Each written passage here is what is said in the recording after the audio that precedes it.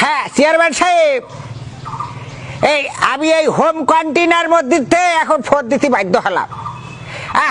আরে চালির বাস্তা সব ঝেড়ে দিয়েছো, আমি এই ছেলে ফিলে নিয়ে থাকলে এখন কই মুখে যাব? তোমরা বর্ষাকালে তিরান দিলি তা খাবা, বন্যে হলি খাবা, তোমরা সুনামি হলি খাবা, আবার এখন করোনা ভাইরাস হয়েছে, সে ভাইরাসের চাইলেও তোমরা খাবা। আরে আমার এই এতগুলো ছেলে পুলে টাকা নেই বলে একটু বাচ্চার সংখ্যা বেশি হয়ে গেছে, আর তোমরা এইসব ছেলে পুলে আমি কি করিয়ে বাঁচবো, আমি কি করিয়ে সংসার চালাবো, আমার সেইটা বুঝো।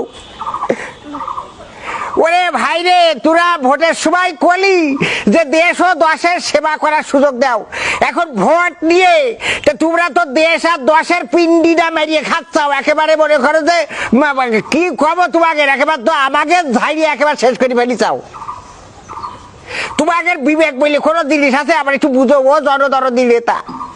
আমি এই ছেলে পিলে নিয়ে কই দিকে যাব, আমি কই আমি এই ছেলে পিলে নিয়ে আমি কই দিকে যাব, আমি কার কাছে যাই, আমি দুঃখীর কথা কব। কটা ছেলে পিলে, এই দাঁড়া কটা, এই দাঁড়া সে একটা দুটো তিনটে চারটে, এখানে চারটে আর একটা ওর মার পেটের মধ্যে, মোট 5টা ছেলে মিলে। আমি এই ছেলে মিলে নিয়ে কই মুখে যাবো? চাল খাইতে চাও, তোমাকে করোনার ভয়ও নেই, ভাইরাসে যদি ধরে ও চাল তো খাইয়ে মরতে পারবা না, তার আগেই তো কেল্লা ফাতে হয়ে যেতে পারে, তাই না খুকা আবু? তাই না মা? তাহলে কেল্লা ফাতে হতে পারে, আর আমার এই ছেলে মিলে নিয়ে আমি কই দিকে যাবো? আরে ওরে ভাই রে, আমি তো করছি টাকা নেই বলে একটু বাচ্চা খাইসা বেশি হয়ে গেছে।